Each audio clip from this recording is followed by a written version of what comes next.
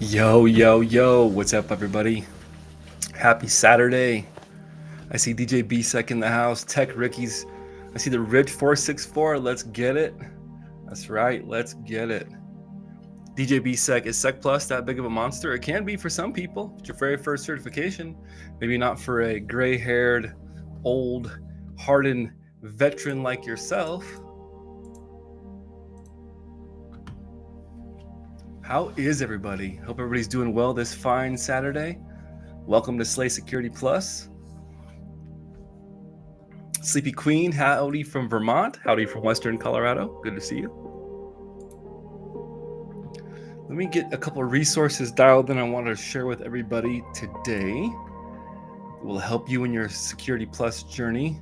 Stand by. 3, 2, 1. Where was that?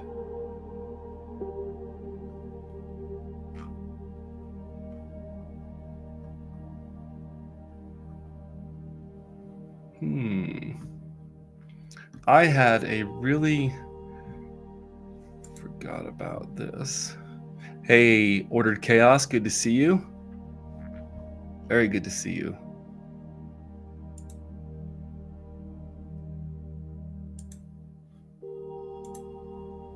No, I do not want to have anything to do with your free trial of LinkedIn.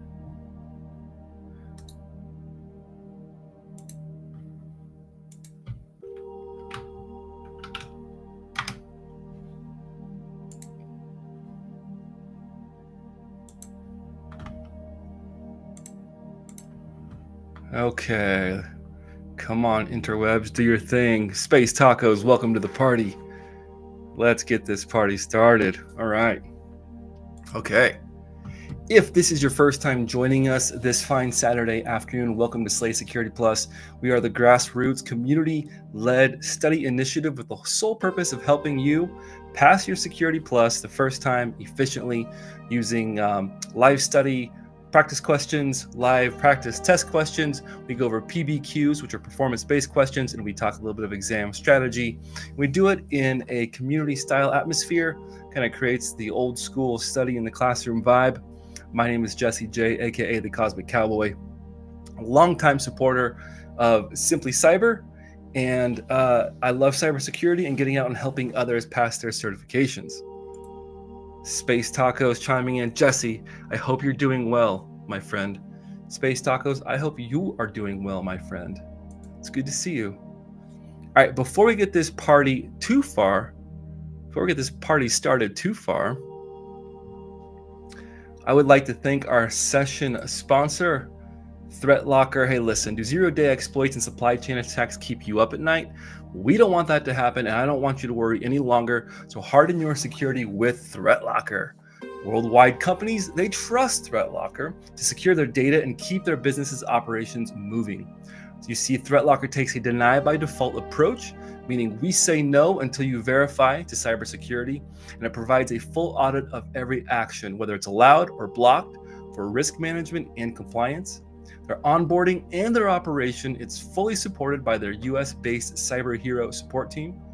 If you want to try it out, get a free 30-day trial and see how ThreatLocker can help prevent ransomware and ensure compliance, head on over to threatlocker.com. All right. Thank you, ThreatLocker, for studying Slay Security Plus. I appreciate you. We appreciate you. Okay. We jump typically right into one performance-based question. Whoa. Hold up. We got Joseph in the house. Hello, this is my first time joining live. Let's go. Welcome to the party. Good to have you. Very good to have you. Normally, we jump right into a PBQ. I wanted to share a resource for everybody. I just dropped this link in chat, and if you were to click on it, it would take you to this. You know, Josh Madakor is a longtime cybersecurity practitioner, and he does a lot of instructing and helping other people in the cybersecurity community get in themselves, everything from CISSP training. But he has this free CompTIA Security Plus practice test, kind of calls it a cyber range. Really, it goes through chapter 1 through chapter 11. And then, you got to submit an email and a name, but you could get a free CompTIA Security Plus study deck. This is an Anki deck for those quick flashcards. Remember, One of the methods as you're studying for your exam is you want to have a nice compilation of both, maybe a textbook or an online book to study the material and learn it.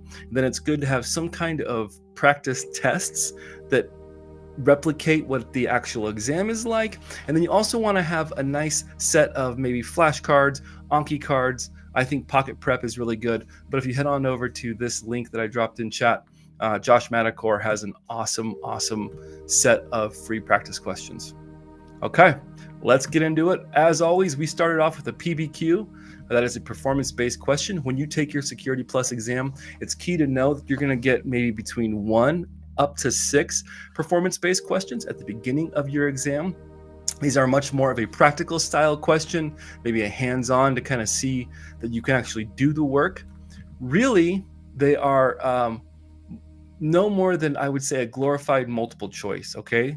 A PBQ is going to look something very similar to this, where it's going to give you a scenario. You're going to read through the scenario. You're going to read it carefully. Then you're going to go through and you're going to click on things and see what is interactive. I always recommend that you go through when you get to your performance-based questions and just click on different areas of the exam to see what is interactive and what is not. There have been a few folks who failed their Security Plus because they missed too many PBQs, and one of the reasons was because there were components of the question that were interactive. They didn't know that it was interactive, and so they missed some questions. So take a second, click on things. As you can see, this is primarily a drop-down menu. Based on the scenarios, use the drop-down selectors to select the most appropriate action to mitigate risks and enter configuration details. This PBQ is modify enterprise capabilities to enhance security. This is our performance-based question that we're going to get into. Let's get started. Muhammad Wali, I did just share that link. I can share it again. Let's see, that won't work, will it? If you scroll up in chat, you should see that link. DJ BSEC, busting my chops. Just click on everything, even if you don't recognize the link. See, I already clicked on the link, and so I recognized it, hence why I shared it. Don't make it more complicated than it needs to be, right? So, all right, let's check this out. This is, it looks like, we always want to read the scenario, so let's start with that. I'll make it a little bit larger. You are a junior security administrator for a US-based financial institution recently undergoing a third-party security audit. The audit revealed vulnerabilities related to the institution's web services and outdated transport layer security configurations, or TLS. That is an acronym you're going to want to memorize. Your task is to analyze these vulnerabilities and propose remediations that comply with regulatory standards and enhance the institution's security posture. Muhammad Wali, I will get you those links, don't you worry. Requirement and considerations. First, log analysis. You have received security logs indicating potential compliance and security risks. Analyze the logs and recommend actions to mitigate the risks indicated by the logs. Component number 2, web services. The audit report found that some areas of your web services were using HTTP, Hypertext Transfer Protocol, which is insecure and vulnerable to attacks. Identify these areas and suggest secure alternatives. Component number 3, transport layer security. Your institution relied on an older version of TLS, which posed significant risks, such as being susceptible to downgrade attacks, which is an attack where we downgrade that TLS, maybe all the way to an SSL. Suggest updated configurations that follow industry best practices and standards. And the last bit, compliance. Any proposed changes must conform to federal regulations and industry compliance standards. Note, the institution will evaluate your recommendations based on how they will adhere to compliance standards and improve financial institution security posture. All right? We really do miss your brand of goofy in the mornings, DJ BSEC. What happened to DJ BSEC? Are you not doing, I haven't been able to tune in to the daily cyber threat brief in a couple weeks. It's been absolutely insane for me. I'm on this crazy fitness journey, and so my early mornings have been consumed with, I usually have the threat brief on in the background while I'm headed to the gym, but it's bright and early, 4:30, trying to get after it and then get to work.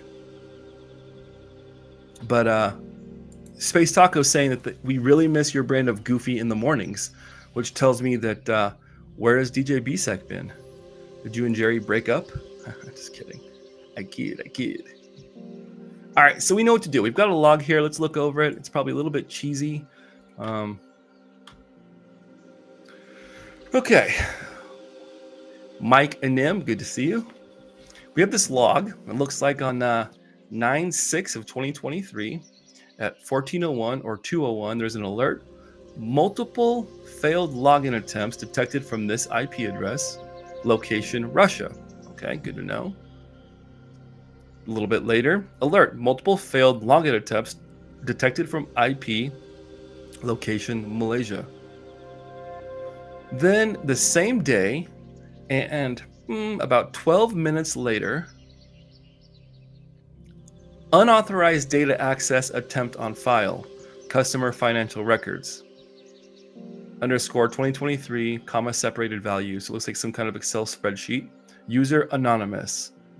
Then a little bit later in the day, within the same stretch, so about a 15-minute stretch, warning, unauthorized data access attempt on file, customer financial records, again, the same file, the same Excel spreadsheet. All right, so to recap, this PBQ is indicating that maybe our attacker, it looks like they tried multiple attempts from Russia, Malaysia. They could be using some kind of VPN service. They could be, masking their IP. There's all different ways to broadcast as if you're coming from somebody else, or attack as you're coming from somewhere else. Here we have Russia and Malaysia. Then there's a break. Then we have unauthorized data access attempt on file. So at some point, it looks like they potentially had a bunch of failed login attempts and then maybe successfully logged in, because now we have unauthorized data access on attempt on file.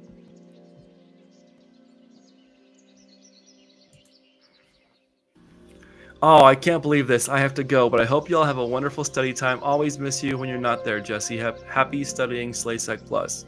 Space Tacos, hit me up on the DMs. It's good to see you. I hope you're doing well. So what is our mitigations here? DJ BSEC says, why are allowing anonymous access? I don't know. That's why we're doing this. That's why us security professionals looks like we're doing this audit. We're going to suggest some remediations. All right. Mitigation actions. What's the first thing? We can enable geo IP blocking, which isn't end all be all, but it's definitely a good place to start. We could enable social media monitoring, increase firewall strength, or update the company website. Drop in chat what you think would be the best mitigation for this particular attack. To recap, if you're just joining us, we're going through a PBQ. We're looking at this alert here. I tried to point like I can point to an old teacher pointing to the chalkboard. We have this alert coming from Russia, one from Malaysia a little bit later, and then shortly after that, we've got a couple of anonymous, unauthorized data access attempts. What is our first mitigation? We can enable geo IP blocking. We can enable social media monitoring. We can increase firewall strength, or we can update the company website. If this were you, what would you recommend? Drop it in chat.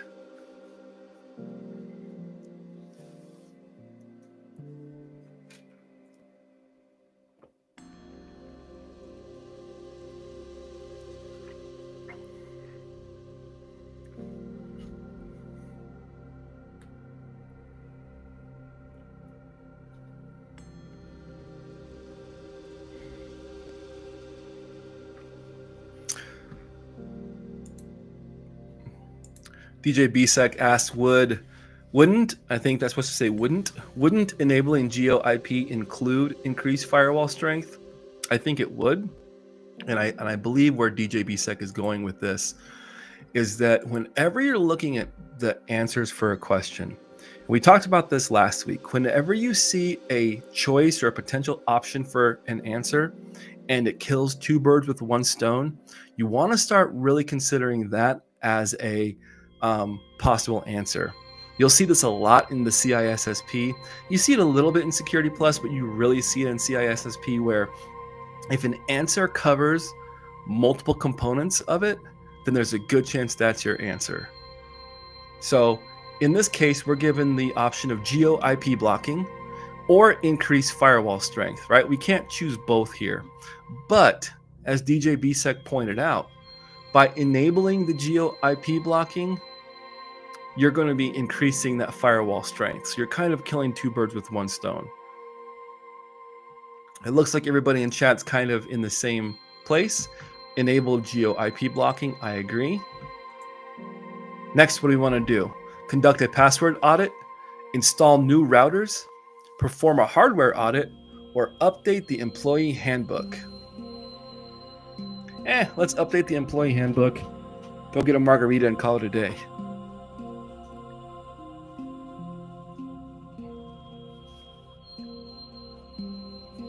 So we agreed we want to enable the geo IP blocking. That'd be a great place to start.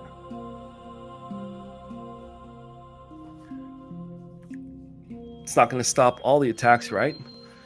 They could just rent out some space in Azure or AWS and conduct their attacks from US-based server farms. But for the most part, enabling some geo IP blocking will at least keep out the majority of foreign attacks or foreign attempts to attack. But the next part, all right, so we've enabled the geo IP blocking. What do we want to do next? Do we want to conduct a password audit? Do we want to install all new routers? Perform hardware audit? Or do we want to update the employee handbook? Let's think about it. We've got multiple failed login attempts. So somebody either has, maybe they've done some data scraping, maybe they've already done some recon, maybe they've done a little bit of phishing and they've got themselves a username. Maybe the company, this financial institution, gives out way more information on their website. Maybe their website gives the structure of their usernames in the email. You'll see this, it's very common, where a company will have, the first initial, then the last name at company.com, which would be, maybe that's how they use their email structure, their login email, their login name structure. But it's always a good idea to have a different email structure that you're going to advertise versus your login, your Active Directory.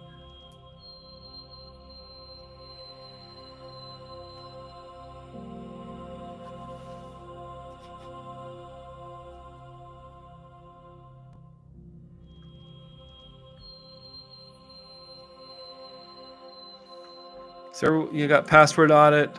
DJ Bsex is a password. However, they got access with anonymous. So true, but maybe this is poorly configured where the anonymous, maybe there's a user in there. There's an anonymous user that has a really generic password. And so I still think that this password audit would be the first place I'd want to start. Obviously, at the management level, we're not going to go through and install a bunch of new routers, nor do I think you install the new routers and configure it the same way. Well, we haven't done anything to solve the password and the username and the password issue, have we? Performing a hardware audit. So by going through the company and making sure that we have all of our servers and our workstations properly identified and tagged, it's important to know where all of our equipment is, and to have some kind of network map and to have an idea of all of our asset, right? An asset inventory. But is that going to do anything about the passwords? Is that going to do anything about the login attempts?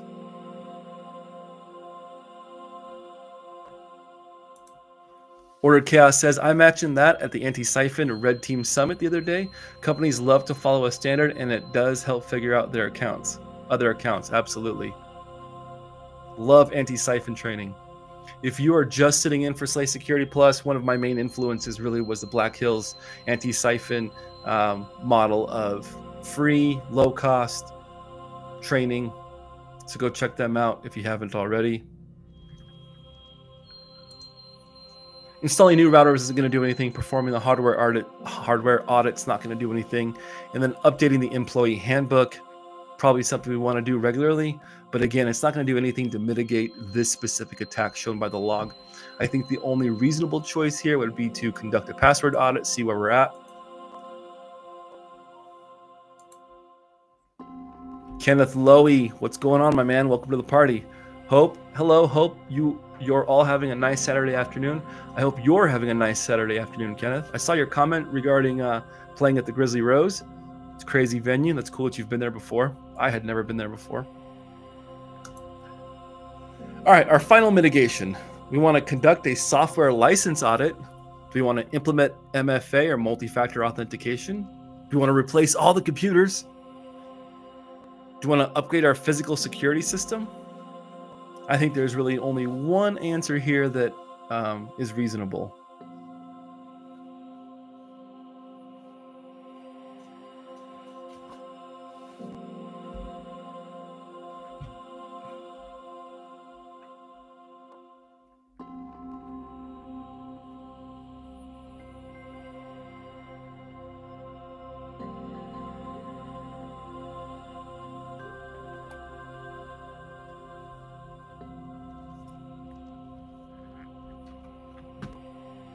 DJ B-Set coming in hot off the draw, says MFA off the rip.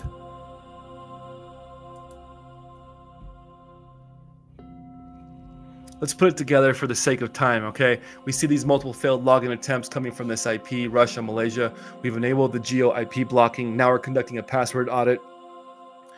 In the next phase we want to recommend as a compliance analyst is maybe we want to look at implementing multi-factor authentication, right? Muhammad Wali suggests a software license audit. Could be a factor, but I think for this specific log output here, we want to implement MFA. We're just trying to bolster our enterprise security.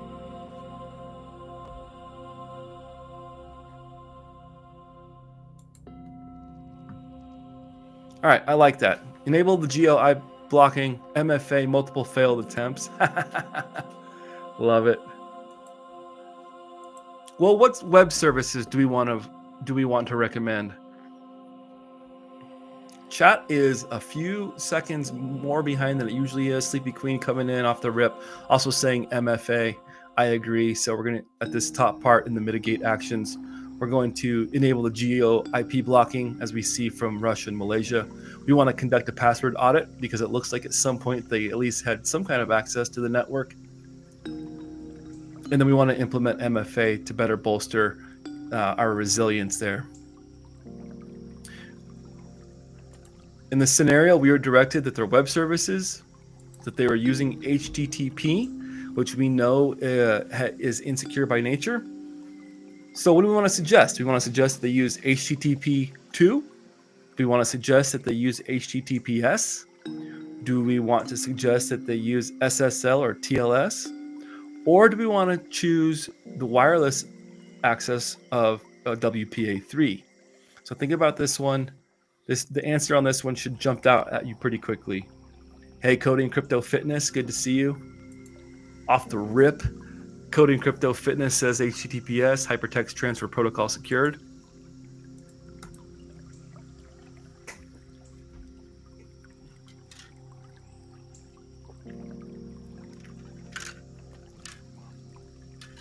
A little pre-workout for a live stream. Let's go. Just kidding.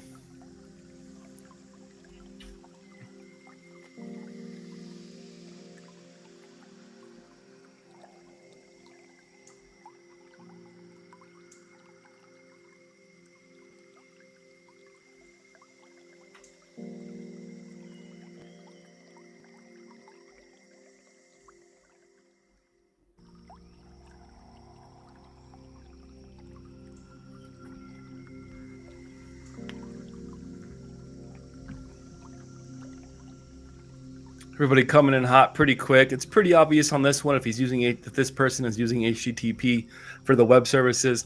We want to make sure that they're using HTTPS. Now we're going to get into the Cypher and the TLS versions, right? So somebody said, I think HTTPS, but they need TLS 1.3. That leads us into this next question. What cipher do we want to use, though?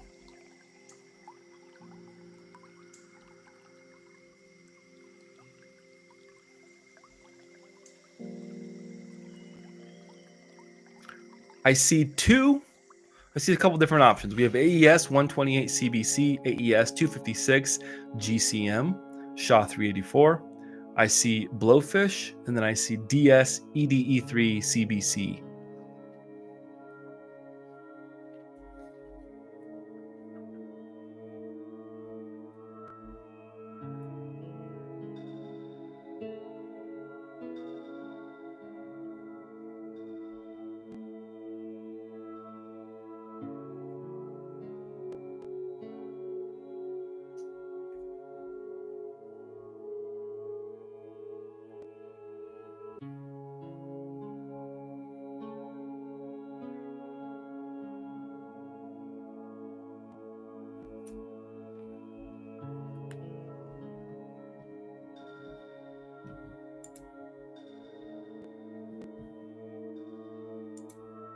Hide that message.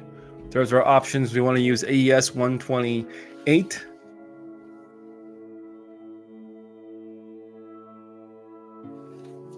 Do we want to use AES 256 GCM Galois counter method?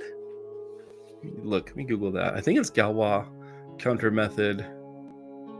Let's see. Counter mode. Galois counter mode. SHA 384 is secure hashing algorithm 384. Do we want to use Blowfish? I mean, that was popular at one time before DJ B-Sec had gray hair. Or do we want to use DES?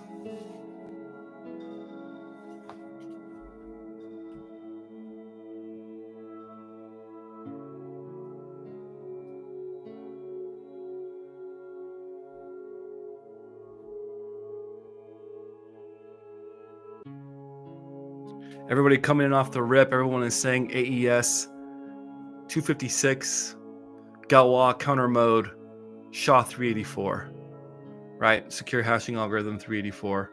What TLS version do we want to use? Do you want to use Secure Sockets Layer version 3, TLS 1.0, TLS 1.1, or TLS 1.3? It's important to note as you move through your cybersecurity and IT career that you're going to see SSL and TLS used interchangeably. You'll see that quite frequently where IT professionals will refer to whatever the outdated version is just as the standard. It's like when your grandma's like, "Oh, honey, go play the Nintendo." You're like, "Mom, it's a or Grandma, it's a PS5." She's like, "Yeah, the Nintendo." It's kind of like IT professionals. They say SSL all the time, even for modern day web applications and versions of security. But what they mean is TLS. TLS replaced SSL. And the most modern version or the most up-to-date version would be TLS 1.3. And then what are our compliance considerations? Are we thinking GDPR? Are we thinking GLBA? Are we thinking HIPAA or PCI DSS?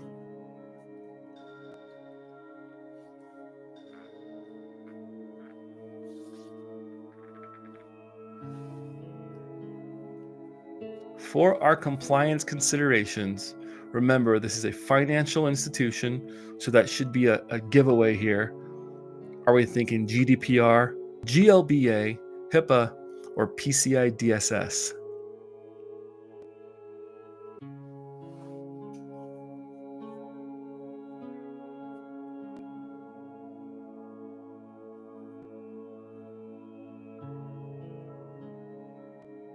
DJ BSEC suggesting HIPAA.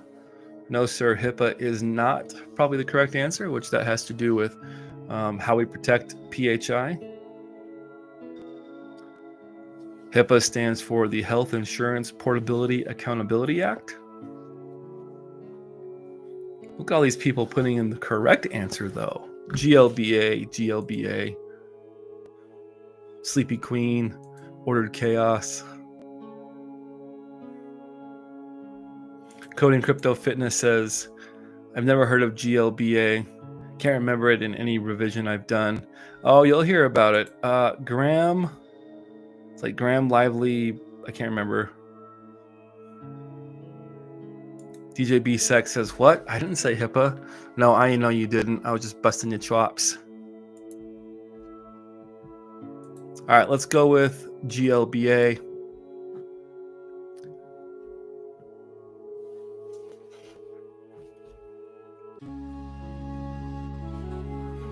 All right.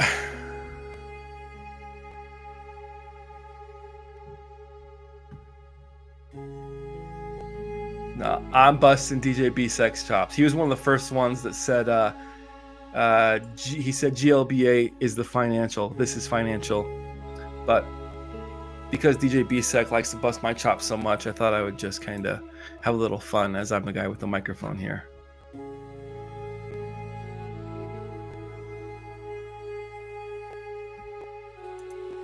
Jackson D. Frazil, welcome to the party. GLBA is usually financial regulations. That is correct.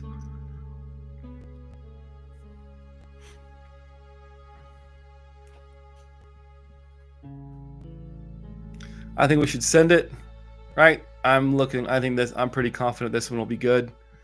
At least close. This is about as straightforward of a PBQ as you can get. Boom.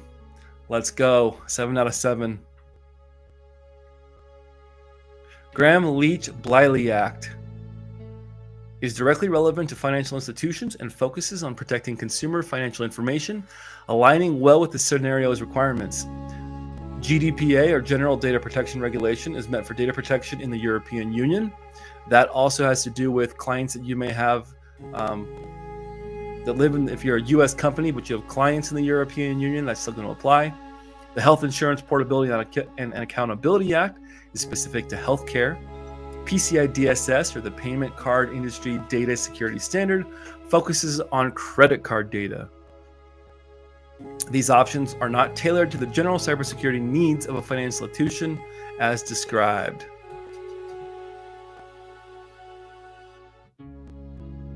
Let's go. Coding Crypto asks, is that usually an American financial regulation? Are you talking about Graham Bliley or Graham Leach? I'm not super. I just know that has to do with financial institutions, to be completely honest with you. You might want to rip a Google on that one and see what it tells you. I work in healthcare, so I'm a little bit more familiar with HIPAA.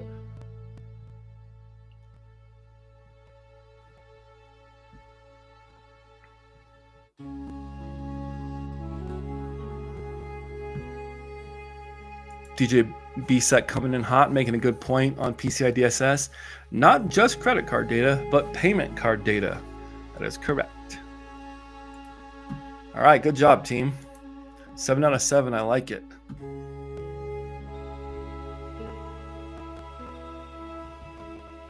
Let's jump into some practice questions.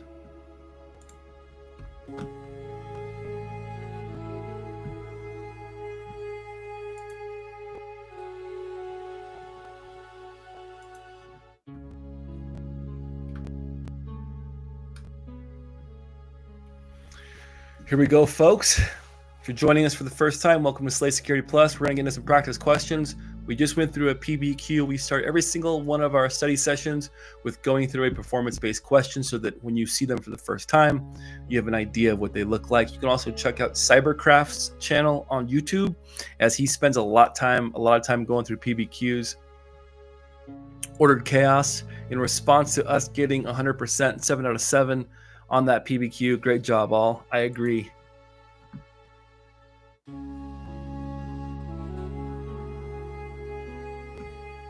Here we go. Here we go. Here we go. Here we go again. Recently, an organization faced a possible cybersecurity breach. The response team has identified signs of a threat and is currently analyzing the situation. The team has confirmed that a security breach has indeed occurred and is now investigating the nature and severity of the incident. What is the analysis phase primarily focused on achieving in the incident response cycle? The analysis phase. What is the analysis phase primarily focused on achieving in the incident response cycle? A, to remove intrusion tools, the intrusion tools and unauthorized configuration changes from the systems. B, to restore the affected systems to their previous operational state. C, to investigate the data and determine the type of incident and its severity. Or D, to identify the root cause of the incident and implement preventative measures.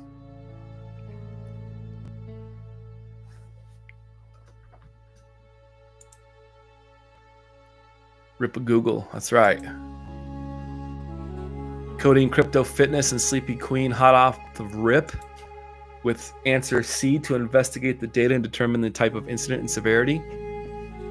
I always like to do, when I look at these questions after I've read the question and I have a good idea what they're asking me, the next step that I typically go with any kind of multiple choice is I try and eliminate as many answers as possible that I know are incorrect.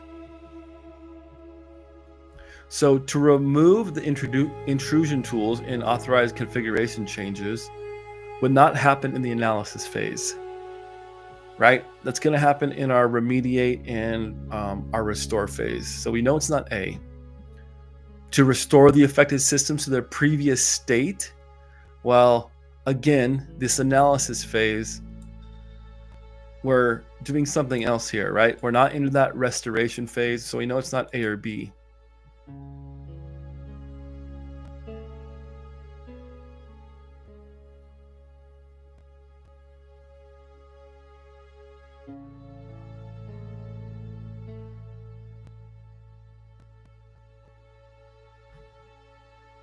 DJ BSEC is coming firm with A. This needs to be A. You have to remove the intrusion first before you do anything else. The team has confirmed that a security breach has indeed occurred and is now investigating the nature and severity of the incident. What is the analysis phase primarily focused on achieving in the incident response lifecycle?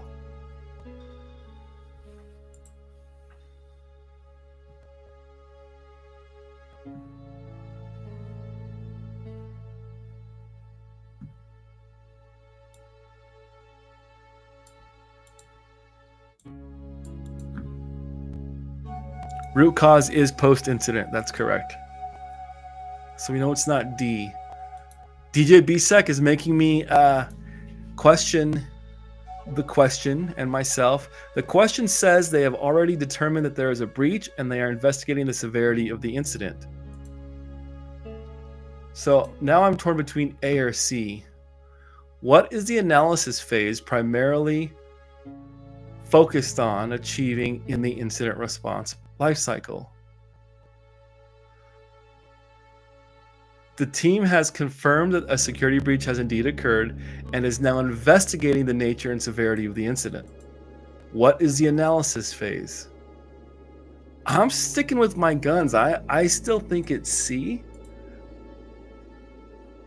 I think we need to investigate the data and determine the type of incident and its severity before we can remove the intrusion tools.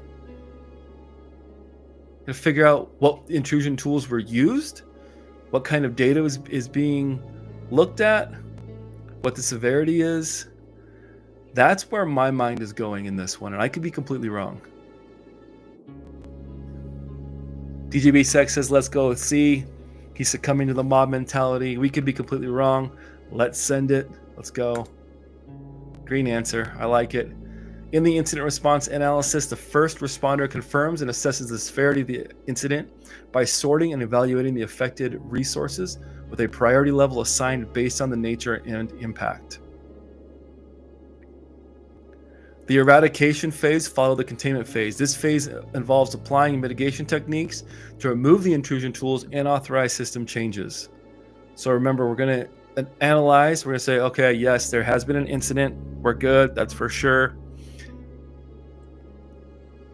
Then we're going to contain it, right? We're going to get off the network. We're going to segment it however we have to keep it from spreading. Now we're going to eradicate. Now we're going to get rid of the tools and revert those changes. Then recover the recovery phase. And then the root cause comes after that. Good job, team. The computer incident response team has informed the executives of a large financial institution of unusual network activity, indicating a potential breach.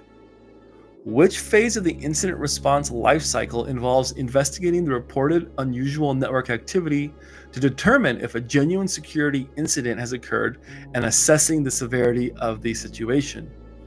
A. Analysis, B. Preparation, C. Containment, D. Eradication.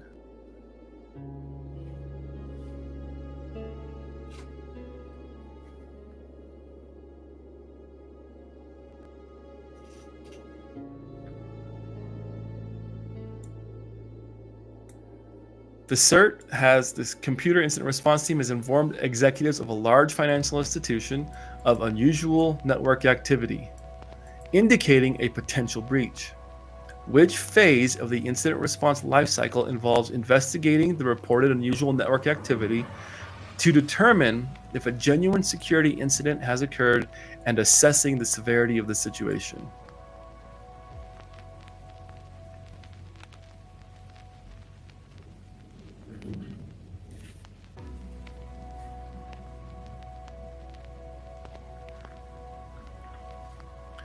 And while we're answering this one, we'll go back. DJ Bsec makes a comment. He says, "This is where I was getting confused because they said you had already decided there was a breach," which is correct. What if it was a critical system that if we were to isolate it off the network would cause, severe downtime, maybe financial loss, impact patient care? We need to analyze and we need to figure out the severity of the attack.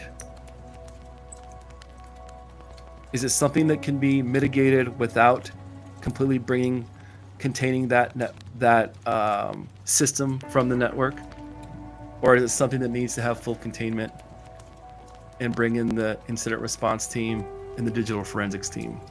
That's kind of where my mind goes first, is taking it in those steps. How bad is it? What kind of data is being looked at? What do we need to do next? Let's analyze. Then we're going to contain, right? And then we're going to say, oh yeah, we need to contain this. We need to keep it from spreading. Then after we have contained it, we can start our forensics and we can start our eradication of the tools and resetting those configuration changes. Or as my boss would just say, shut it all down. All right. Everyone's going with A. I tend to agree. Yep. Good job, team. During the incident response lifecycle, the analysis phase is where the Cert must investigate the reported unusual network activity to determine if a genuine security incident has occurred and to assess the severity of the situation.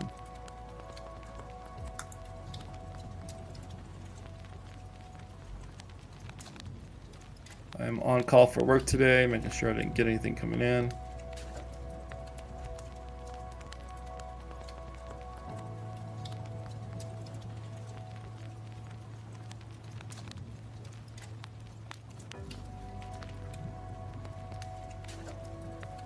Moving on. In cybersecurity investigations, why is it crucial to ensure the admissibility of digital evidence collected from a computer system? A. Digital evidence is often visible to the naked eye, ensuring its authenticity. B. Due process and the fair application of laws require proper handling of digital evidence. C. The location and identity of threat actors are easily identifiable through digital evidence. Or D. Threat actors can tamper with digital evidence without affecting its integrity.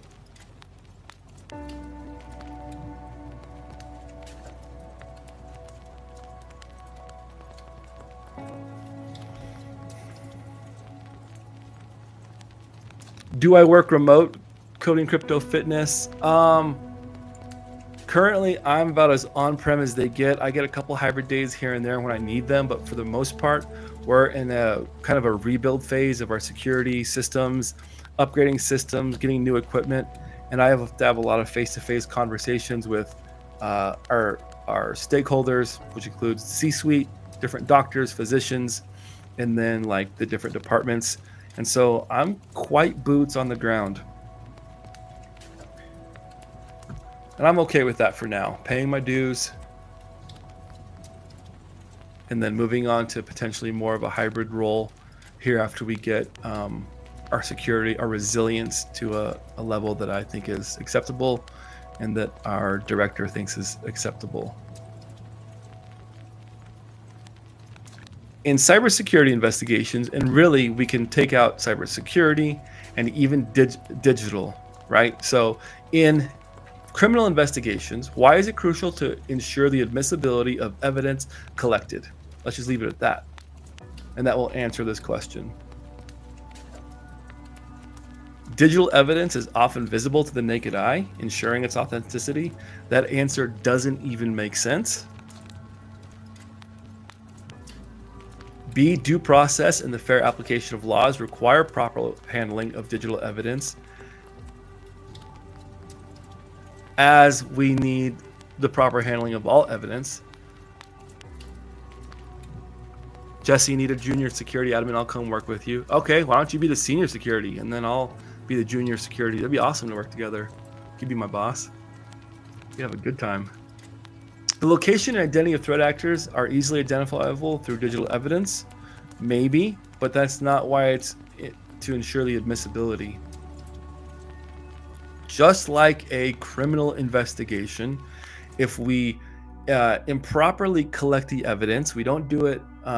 We do it without a warrant. We don't provide specificity for what we're looking for in our warrants. If we do it through entrapment, if you collect evidence in an illegal means or an unauthorized way of doing it, it won't be admissible in court, which leads me to the answer B, due process.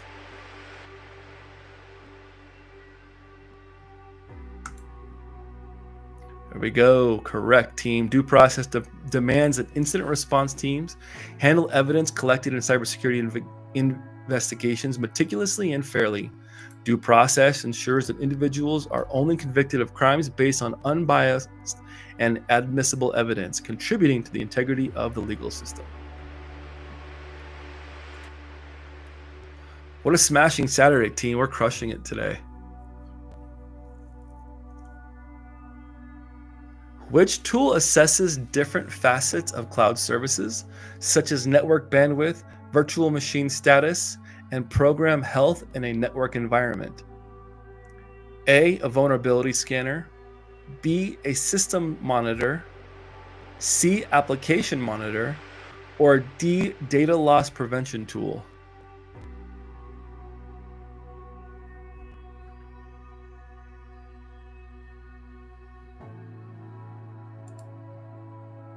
Ordered Chaos says, in my first degree in digital forensics, we had the local FBI teach us how to pull prints and mark out bodies.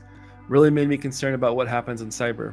My degree is in criminal justice with a law enforcement emphasis, and I had the pleasure of recreating a crime scene, which is super cool. And then we actually, I did a murder investigations, a homicide and murder investigations class. And for our final, which this was super fun, we had a crime scene house here in where I live. And this was a house that was purchased by the university, but they would go create a crime scene using donated blood from the blood bank. So we had human blood spatter, there'd be human hair, weapons, obviously, that were not fully, like real guns that were basically made safe so that you couldn't, put a round in there and then shoot somebody in class in case you were mad. Well, we got to investigate the crime scene house, and it was super fun because you were legitimately, especially when you're going right before police academy and you're just, to get to do it hands-on in a practical environment was really, really fun. So I'll never forget that homicide investigations class. And then later I got to help come back and set up the crime scenes and come back and help teach the class, which was super fun as well. Everyone's going with B, a system monitor. Yeah, I mean, a vulnerability scanner is going to be looking for known vulnerabilities in a system or an application, so I don't think that's it.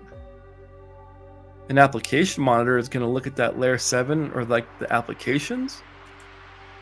And a data loss prevention tool is going to see where data is going. If it's being taken, aka exfiltrated out of a system. They call this question expert. I don't know about that.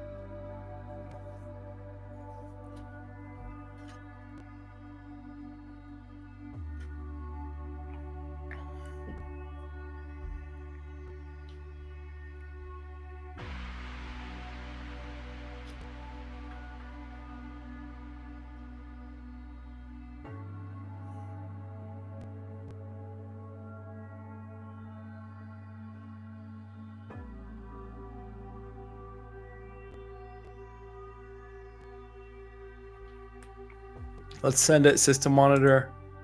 Whoa. Okay. Learn something new every day. An application monitor assesses the application's health, performance, and functionality, ensuring smooth operation and detecting any potential issues. Coding Crypto Fitness is asking a question, DJB site, that maybe you could help answer. And they say, is it extremely difficult to find cybersecurity jobs these days without much experience in the IT field or a degree? I used to know how to answer that a couple years ago. I'm fortunate to be working in the field, and so I don't know what it's like to try and break in, quote unquote, in 2025. I know that right now, from kind of where we're at, is we're seeing more and more companies either hiring internally or hiring people with some previous cybersecurity experience. We do see people still saying, they're doing job changes or they're converting their careers. And typically it requires remember, IT and cybersecurity are kind of different, but you need to have like at least a basic understanding of how IT systems work to be able to be functional in cybersecurity. But that doesn't mean that you have to be, a 30-year sysadmin and then you went through the paces and now you're a cybersecurity professional. I think there's lots of room in modern day cybersecurity to maybe get into application security, look at GRC, governance, risk, and compliance, build a portfolio of hands-on projects, get to know people in the industry. I think it's a little more difficult to get into the industry than it probably was 2, 3, 4, 5, 6 years ago, but I don't believe that it's impossible.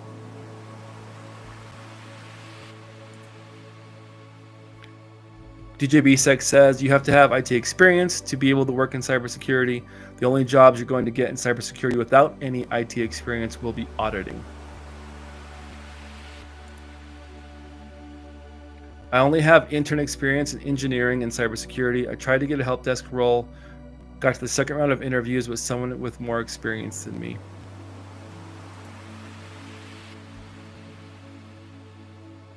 Yeah, and that's where we kind of messed up in this question. Going back to the question, cloud services. So it's probably running some kind of application, and that's why it says application versus a system monitor. While a system monitor also monitors health and performance of computer hosts, it usually does not evaluate cloud services or application health as an application monitor does. Pause. We should have looked at that cloud services part and looked at the application part. I get what they're saying now.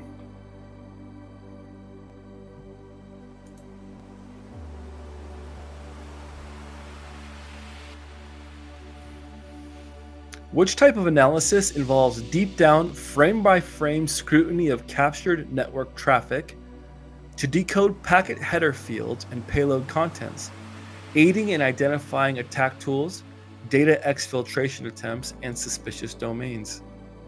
A. Retrospective network analysis. B. Protocol level summarization. C. Security information and event management packet aggregation. Or D. Sensor-based traffic recording.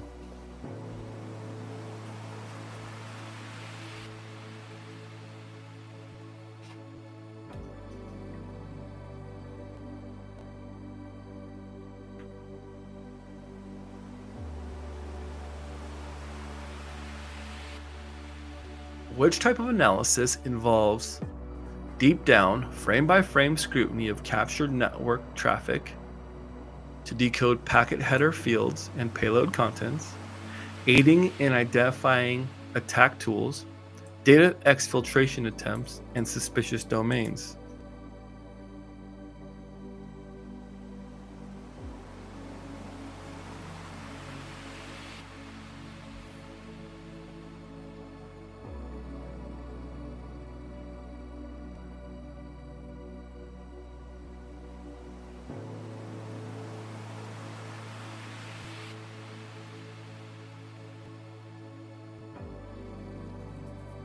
This is one of those where I understand everything they're talking about in the question.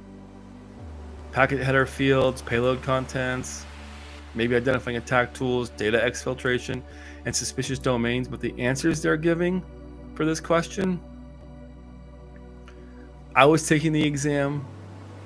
I'm just going with what my brain would go to, which is retrospective network analysis. Retrospective means to look back in time, to look through something.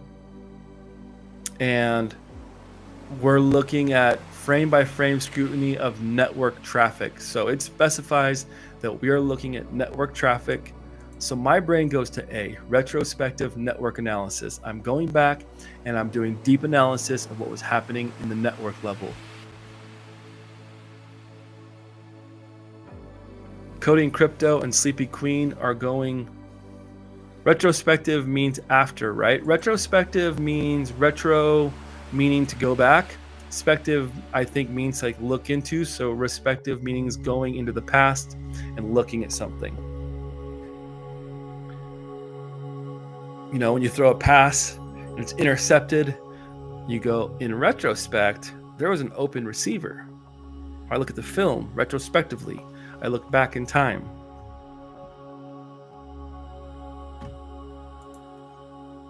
DJ BSEC, retrospective. It involves analyzing past network traffic to detect threats or anomalies.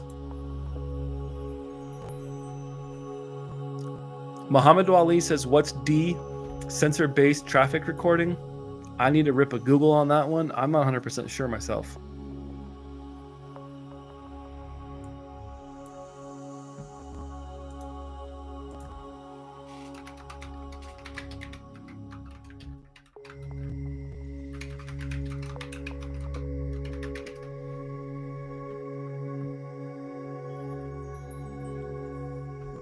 Sensor-based traffic recording, at least this is what the Google tells us, utilizes various technologies to automatically monitor and collect data about traffic flow, including vehicle speed, volume, density. So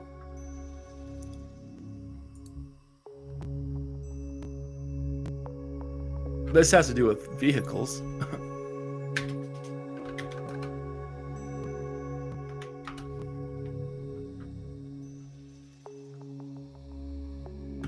Sensor-based traffic recording and in cybersecurity involves using various sensors to monitor and analyze network traffic, then using the data to detect and mitigate potential cyber threats.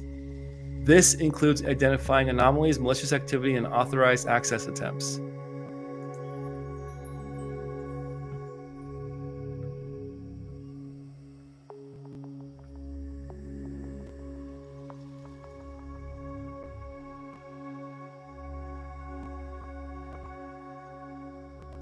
Dang.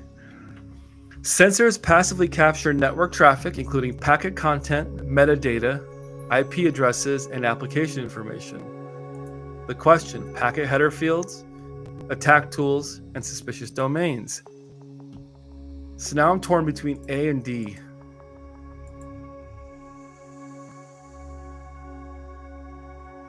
What if it is D? What if it's sensor-based traffic recording?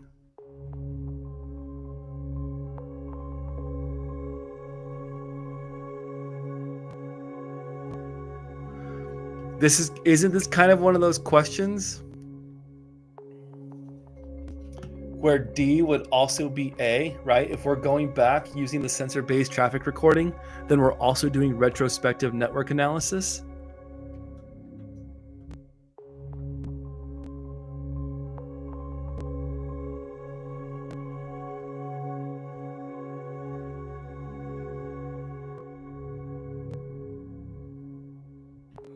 I'm torn between A and D. What do you all think out there? After reading the definition of packet,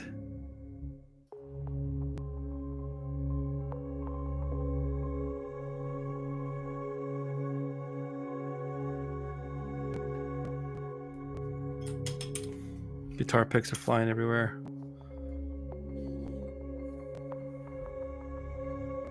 Angular saying, hi DJ BSEC, everyone, and Jesse. Hi Angular, good to have you. DJ BSEC says it's A. All right, boss. You the boss. I'm going to go with A, but just based on what the Google is telling us about, look, it even says exfiltration.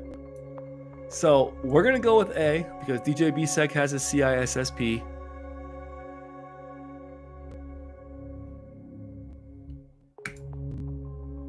Boom. Retrospective network analysis involves recording the totality of network events as packet header or payload level. It allows detailed analysis of captured traffic to identify attack tools, data exfiltration attempts, and suspicious domains. Whew, I'm glad I didn't lock in. My other answer is D.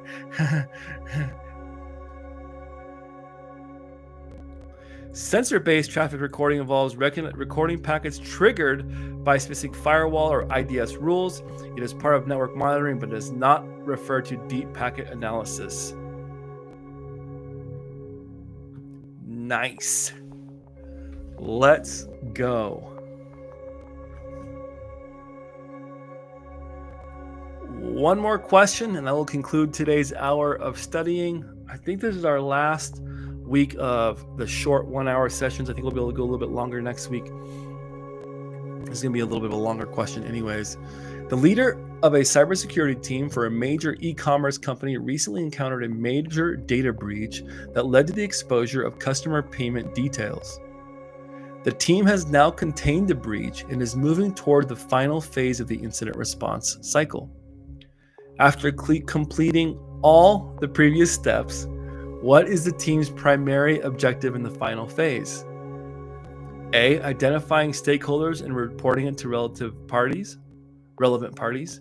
B, determining the root cause of the incident to eradicate it. C, restoring the affected system to secure state and to reintegrate it.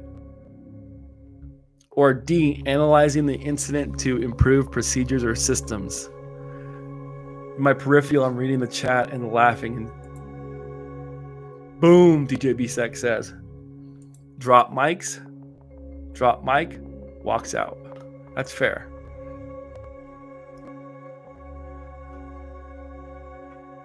All right. Final question. Where, as a leader of a cybersecurity team, recently encountered a major data breach. The team has now contained the breach and is moving toward the final phase of the incident response lifecycle. After completing all the previous steps, what is the team's primary objective in the final phase? To identify stakeholders and report it to the relevant parties. B, determine the root cause of the incident to eradicate it. C, restoring the affected systems to a secure state to reintegrate it. Or D, analyzing the incident to improve procedures or systems.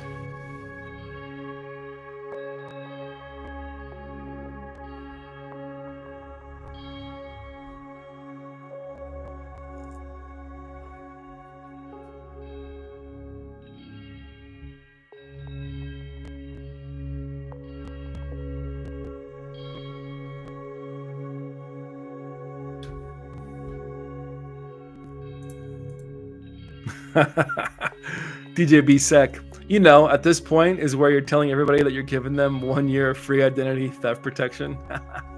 Facts. You funny. You a funny man. Ben, are we going to see you at Wild West Hackin' Fest and Simply CyberCon this year?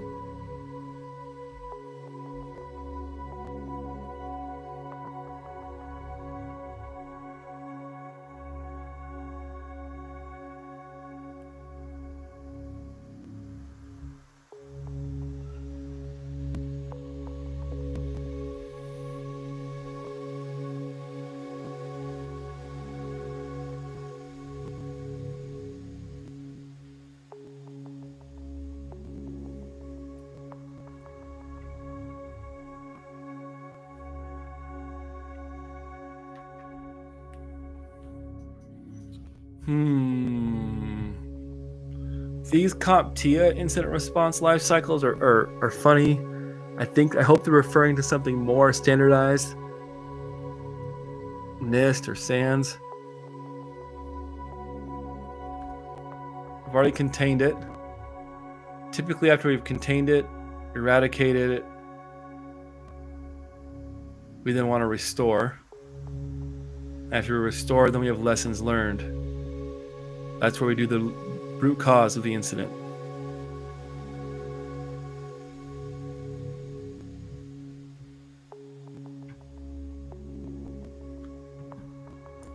Podfather, what's going on? Welcome back to the party. What's up, everyone? Hope everyone is having a great Saturday. Hope you're having a great Saturday. We're about ready to wrap up today's session. This is the final question. The final question!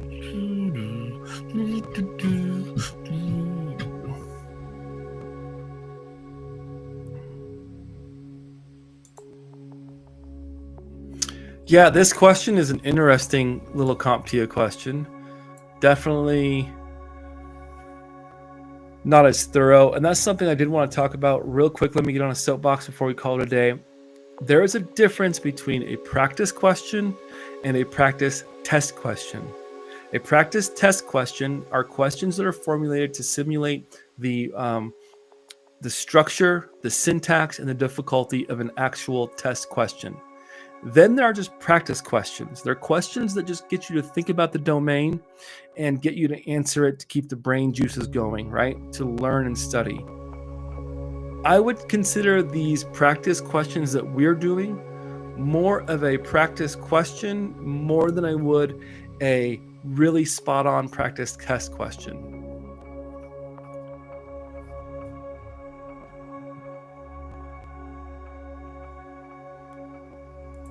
Identifying the stakeholders and reporting it to relevant parties. Moving toward the final phase of the incident response lifecycle. After completing all previous steps, what is the team's primary objective in the final phase?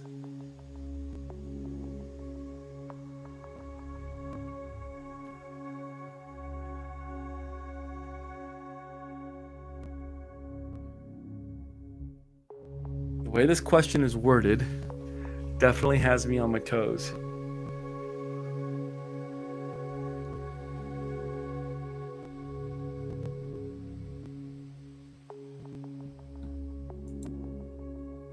Thanks, Podfather. Appreciate it.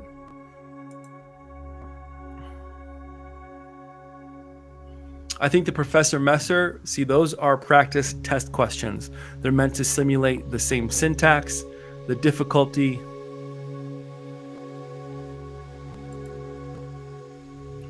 BSEC, after you've contained it and you know what's going on, that's when you're going to do a restore. Yeah, it's either restore or it's lessons learned, the root cause part. B. Let's go with C. Let's see what it says.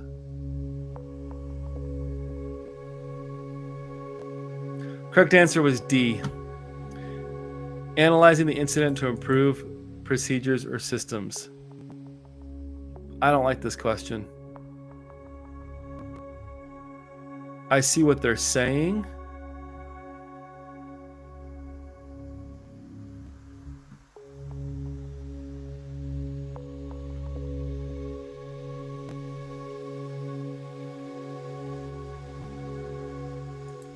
So I see the confusion between what Sleepy Queen is saying. I've also been taught in some incident, well, at least in a general incident response lifecycle, is that one of the first things that you do is inform stakeholders that there's been a breach, right? We're not involving the difference between DJBSEC saying you're not going to inform 60 million customers, you're still doing an incident, you will inform them afterwards, which is fair. But at least in certain organizations, if you can confirm there's been an incident, one of the first things you want to do is identify the stakeholders and report it to the relevant parties. That doesn't mean that you tell all 60 million of your customer base, but you need to tell the people who are near the top, hey, there's been an incident. You identify the stakeholders and the relevant parties, the C-suite, let them know that there's been an incident and that we are actively trying to report it. Then after it's all done, you can tell your 60 million customers. So I see what both DJ BSEC and Sleepy Queen are saying, but in some cases that is one of the first things you do is identify the important stakeholders and relevant parties that yes, there's been a breach. I know if there was a breach and I didn't tell my boss or our C-suite that there had been a breach and a full investigation and we're finally done, I wanted to let you know, boss, last week there was a breach. We've got it taken care of. Don't you worry. No, you want to let the stakeholders know right away so they can get in front of it. They want to start preparing their incident response teams. They're going to want to start getting their, what they're going to say to the media ready. You're going to want to start getting the persons of your point of contact dialed up for questions that are going to be coming in. So I see what DJ BSEC is saying. I think what Sleepy Queen is getting at is identifying the stakeholders, who's important, who has a big say in this company, the system. Let them know that there's been a breach, that we're actively investigating it, right? Then maybe you tell all the customers after you're all done. But you definitely, one of the first things you want to do is let the people in charge, let people know what's going on so they can start to get in front of it.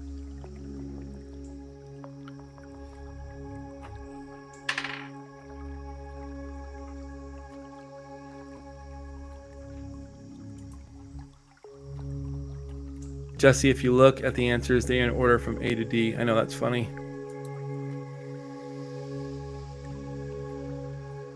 Sleepy Queen is saying yes. Yes, isn't she? Gets what I'm putting down.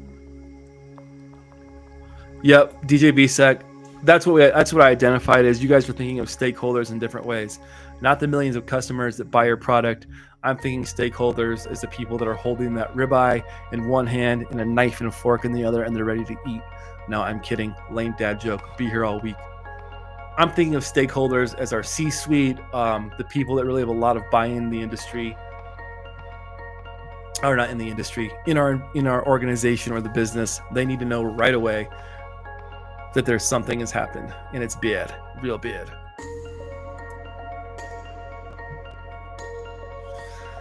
Let's do one more. Let's end on a good note.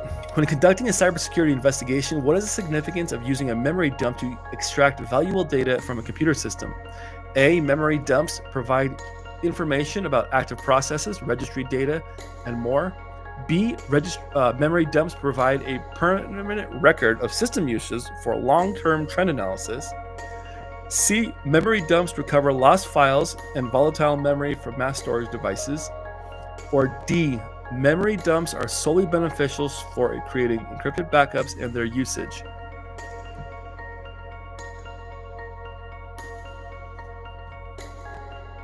Moving on. I think we're pretty clear on stakeholders and we want to identify them right away versus identifying all the customers afterwards.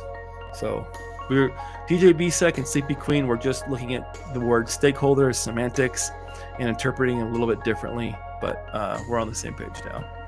Sorry. When conducting a cybersecurity investigation, what is the significance of using memory dump to extract valuable data from a computer system? A, memory dumps provide information about active processes, registry data, and more. B, memory dumps provide a permanent record of system usage for long-term trend analysis. C, memory dumps recover lost files and volatile memory from mass storage devices. Or D, memory dumps are solely beneficial for creating encrypted backups and their usage.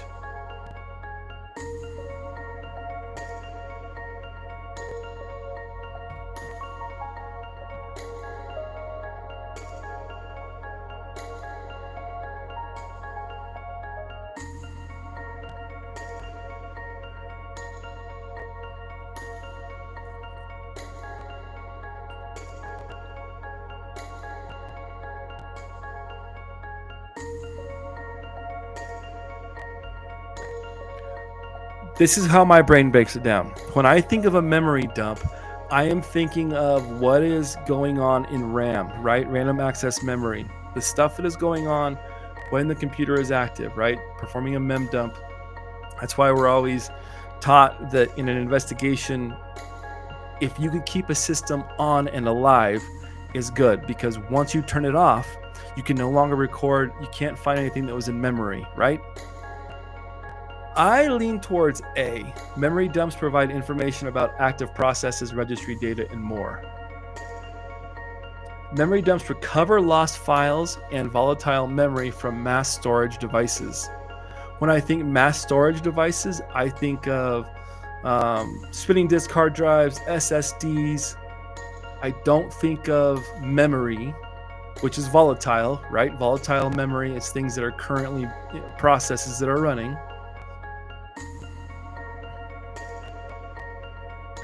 Memory dumps are solely beneficial for creating encrypted backups and their usage. Nah. Memory dumps provide a permanent record of system usage for long-term trend analysis.